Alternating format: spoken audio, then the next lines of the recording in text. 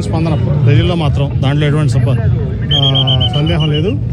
ఇది మాత్రం ఎట్లా జరిగిందో పోలీసు వారు ఇన్వెస్టిగేట్ చేయాలి. అట్లాగే ఎలక్షన్ కమిషన్ కూడా వెంటనే స్పందించి దాని మీద ఇన్వెస్టిగేషన్ యాక్షన్ తీసుకుని వెంటనే ఎవరైతే దీనికి పాల్పడ్డారో వాళ్ళని వెంటనే అరెస్ట్ చేసి ఇమీడియట్గా దాని మీద సరైన రీతిగా స్పందించాలని కూడా మేము డిమాండ్ చేస్తాం.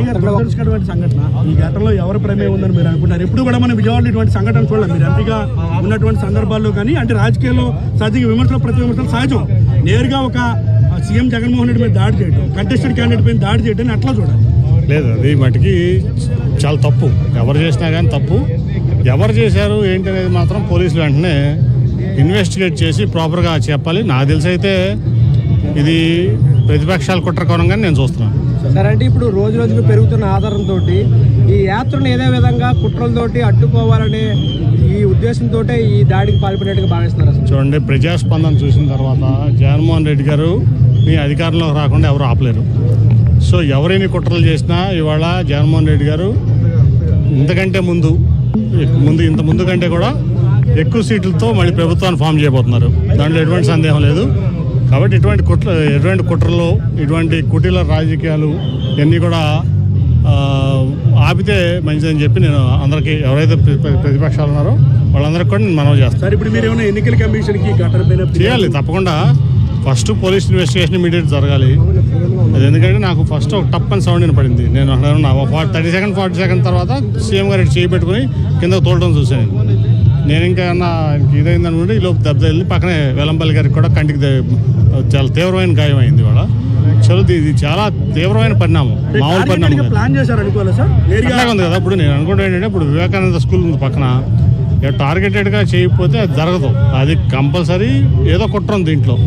ఏం కుట్ర అనేది పోలీసు వాళ్ళు మటుకి, పోలీసు వారు మాత్రం ఇమీడియట్గా దాన్ని రేపు పొద్దున కల్లా కూడా అది చేయించాల్సిన, ఎందుకంటే సీసీకి వచ్చి ఇప్పుడు ఫుటేజ్ ఉంటుంది, అన్నీ ఉంటాయి. అది మటుకి వెరీ షార్ప్ ఆబ్జెక్ట్. నాకైతే సౌండ్ కూడా వినపడింది. ఇప్పుడు సోషల్ మీడియాలో అంటే జరిగిన ఘటన పైన చింతించుకుంటారు, సోషల్ మీడియాలో ట్రోలింగ్ చేసినటువంటి ఈ పరిస్థితులు మీరు ఎట్లా చూస్తారు? అంటే ఇది ఎలక్షన్ స్టంట్ లో భాగంగా ఇదంతా చేస్తారు. టీడీపీ సోషల్ మీడియాలో విపరీతంగా ట్రోల్ చేస్తారు. లోకేష్ 600 మందిని హైర్ చేసుకుని ఒక 4 ఏళ్ల నుంచి ఇదే పనిలో ఉన్నాడు. సోషల్ మీడియాలోనే బతుకుతున్నాడు అతను. కాబట్టి అతను సోషల్ మీడియాలో ఇటువంటి పనులు చేపిస్తాడు, ఎవరి మీద చేపిస్తాను అలవాటు పడిపోయాడు అతను. సో ఇటువంటి దుష్ప్రచారాలు ఇటువంటివన్నీ చేయడం అతనికి అలవాటైపోయింది లోకేష్ అనే వ్యక్తికి. ఇది ఖచ్చితంగా కూడా ఇమీడియట్గా చాలా తీవ్రంగా పరిణమించి మేము ఇక్కడే కాదు ఢిల్లీలో కూడా ఎలక్షన్ కమిషన్ మేము దాన్ని రిప్రజెంట్ చేస్తాం. దాని మీద కరెక్ట్గా ఇమీడియట్ యాక్షన్ తీసుకొని సీఎం గారికి ప్రాపర్ సెక్యూరిటీ. మిమ్మల్ని ఎదుర్కోలేక దాడి చేశారనుకో డౌటే ఉంది దాంట్లో, డౌటే లేదు కదా. ఎందుకంటే ఆయన ప్రజాదరణ, జగన్మోహన్ రెడ్డి గారి ప్రజాదరణ వాళ్ళు ఎవరో కూడా తట్టుకోలేకపోతున్నారు. ఎస్పెషల్లీ విజయవాడలో తట్టుకోలేక ఈ ఓరలేక చేసినటువంటి పని ఇది. దాంట్లో ఎవరైతే ఉన్నారో దోషులను బయటకు తీయాలి. అది ఇంకా చెప్పాలి, దాని మీద నాకు క్లారిటీ లేదు. క్లారిటీ రాగా నేను చెప్తాను. సెక్యూరిటీ వెంటనే పెంచాలి. సీఎం గారి సెక్యూరిటీ అనేది చాలా ఇంపార్టెంట్. అందుకంటే ఇటువంటి పరిస్థితుల్లో సీఎం గారి సెక్యూరిటీ టాప్ మోస్ట్ ప్రయారిటీ ఉండాలి. దీంట్లో కొంత పోలీసు నిర్లక్ష్యం కూడా నాకు కనబడుతుంది. ఇమీడియట్గా ఎలక్షన్ కమిషన్ పోలీసు వారిని ఆదేశించి హైయెస్ట్ టాప్ ప్రయారిటీ ఇచ్చి highest category of security CM గారికి ప్రొవైడ్ చేయాలి. చెప్పాలి, పోలీసు వాళ్ళు చెప్పాలి. ఇప్పుడు మేము భారీ జనసందోహంలో మేము ర్యాలీ చేస్తున్నాం.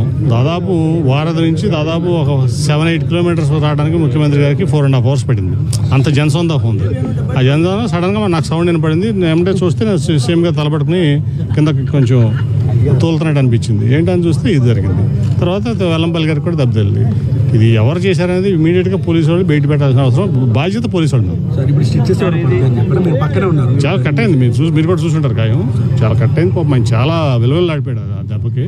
నేను పక్కనే ఉన్నాను. చాలా విలువలాడాడు. అయినా కానీ ఆయన ఓర్చుకుని మళ్ళీ యాత్ర కంటిన్యూ చేశాను.